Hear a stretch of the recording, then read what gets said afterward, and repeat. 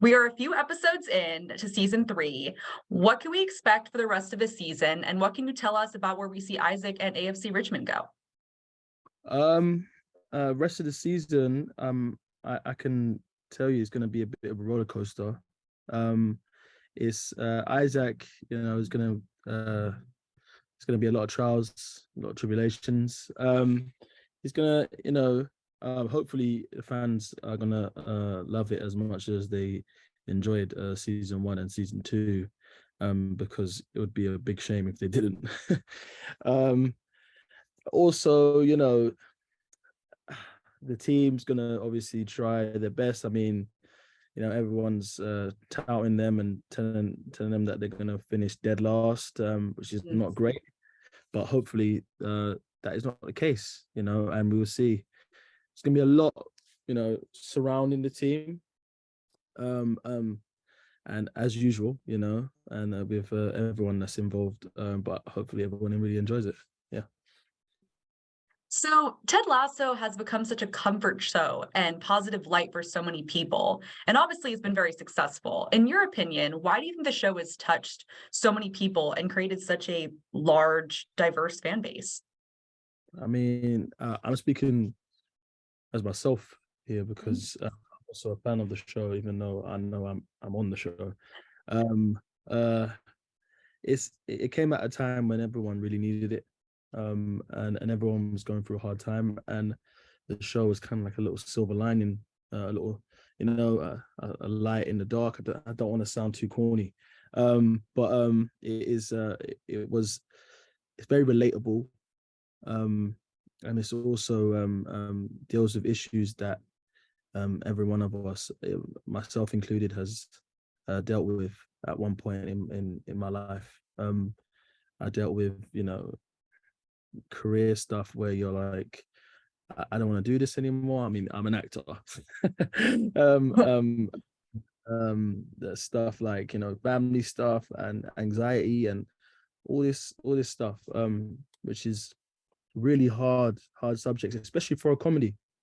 Kind of breaking the norm here, where comedies are just like, we tell some jokes for half an hour and that's it, and we're on in the background. That's the way I watch most of the comedies that I watch. But I think Ted Lasso kind of makes you stop what you're doing and go to your couch and kind of really digest it, if I would use that word.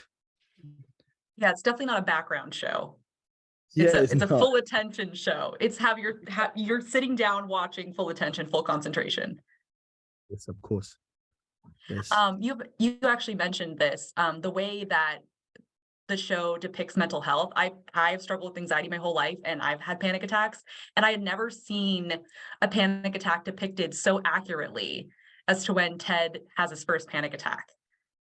It's kind of like the thing where it's like when you see actors on the movies, in the movies, when they're playing drunk, and they're like, and it's like, nah, that's not really a drunk person. It's very subtle. Obviously sometimes, like panic attacks can come in many ways because everyone is different. Of us is different. Every one of us digests things, and things happen to us different ways. But that the panic attack, because I've suffered from anxiety in the past, and it was really masterfully, like really like subtly but brilliantly played by Jason, where it's almost like I felt the pressure with him, Me too. and I know exactly what you're saying, exactly what you mean. Yeah, that's what you want to do as an actor. You want to kind of take the audience with you on a journey. You want them to, well, us, whatever, to feel like you're in this world. And I definitely was a bit short of breath when he was doing exactly. it. Exactly. It really made you feel like you were almost getting one as well. On a little lighter note, I can only assume that you and the cast have so much fun on and off set. Who is the most like their character, and who is most likely to break character or make people laugh during a scene? Who's the most like their character? Hmm. But it's not Brett. It's not Phil. You know, Stefan plays Richard is exactly like his character. Such a ladies' man. I mean, he is French, you know. He is exactly like Richard. Like that was spot on casting there. I could say Christo, but you know, no one can be Danny Rojas 24 hours a day. I don't think Danny Rojas can be Danny Rojas 24 hours a day. I know there's something else to it when he goes home. And, you know, we explored that in season 2, to be honest. But, you know, I mean, we learn more about Danny Rojas every day. But Richard, that plays Stefan, is exactly like his character. Who is most likely to break character during a scene? Hmm. Who is most likely to break character during a scene? Or make people laugh, I guess is a better way to put it. The person to break character is definitely Brett Goldstein. It's 100%. He Really? That's great. so many times where he's just started laughing in the scene and everyone's like, oh God. And he's like, can't help it because he's such a lovely person and he's playing this like big, strong, and it's kind of like, you know, it's really fun to watch someone like, you know, metamorph almost into Roy Kent. It's really lovely, but yeah, he does hold up days sometimes. What do you love most about working with such an amazing cast and a large cast? Does it really feel like you guys are a team? Yeah, you know what? Yeah, to be honest with you, it's been a long time. You know, it's been a long time that we've been doing this, and it's almost comes like second nature. You know, when you're inside of it, you don't realize like how amazing it is until you step back and then you're like, oh my God, that was such a special time. I'm not saying that I haven't realized that this is an amazing situation, you know, amazing group of people who are dedicated to one thing and et cetera, et cetera. But you know, it's that saying, you don't really know what you have until you don't really know what you have until it's gone. I'm not gonna say because it's not gone, so I can't really say that. So it's like Take you a different don't really, perspective. yeah, you don't really Yeah. know, and you step back, and then you're thinking of times that we've had, and you know, in the moment, you necessarily wouldn't appreciate it, but later on, you know, when you've had time to digest it and think about it, and you think, wow, that was like going to be one of the moments of my life, you know. Yeah. um and that's what kind of I am right now. Just learning to appreciate the moment.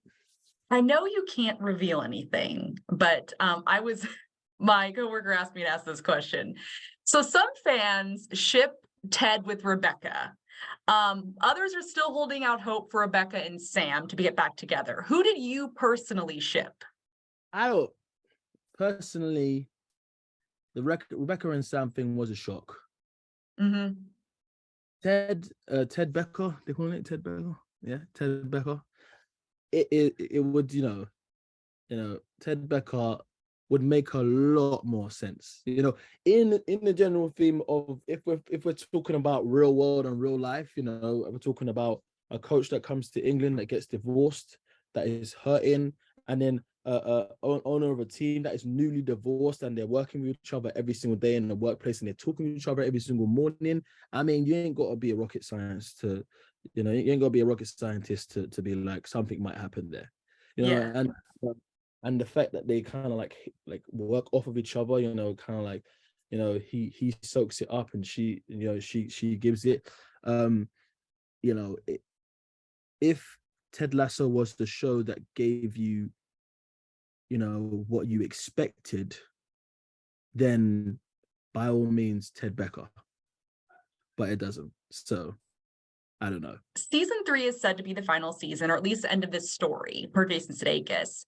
What was the last day of filming season 3 like? Was it sad? Was it bittersweet? Has it not hit you yet? I know you said you're still processing some of it. The last day, there's actually videos. We actually went a bit nuts.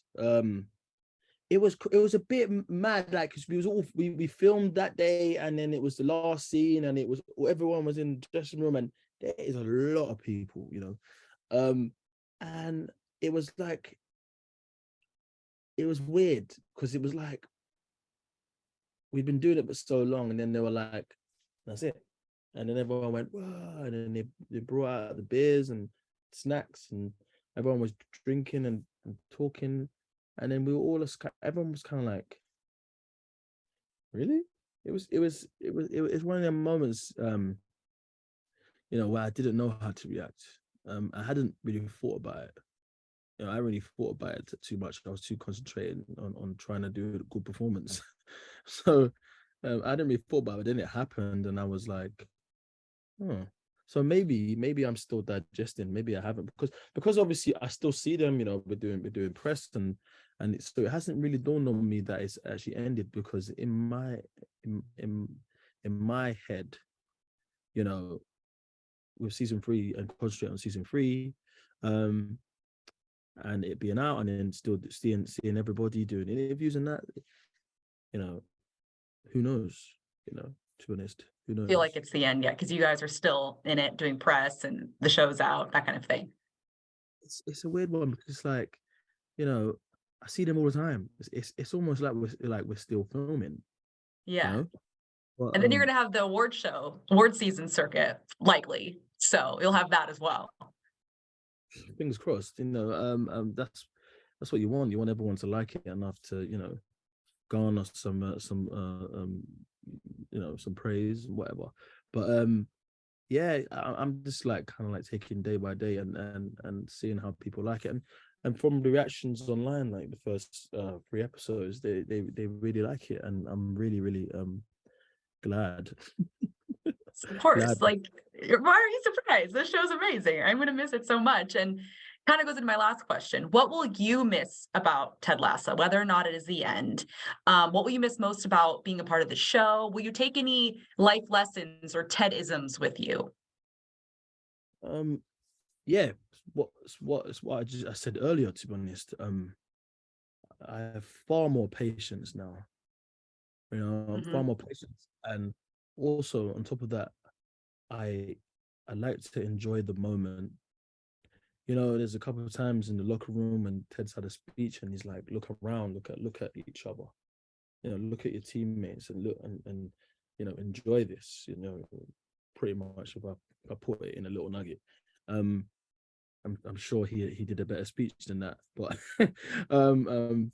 yeah, I'm just really trying to enjoy the moment for what it is, and I believe that, you know, sometimes we lose sight of that, of, you know, we're always worried about what's next and the future, and what's going to happen tomorrow, when really we should, you know, kind of like a plant here. You look after the plant today, the plant's going to grow tomorrow. You know what I'm saying? You know, tomorrow will get sorted if you look after today. Yeah. You know what I'm saying? And yeah, that's the kind of lesson that I've got from it, is to be in the moment.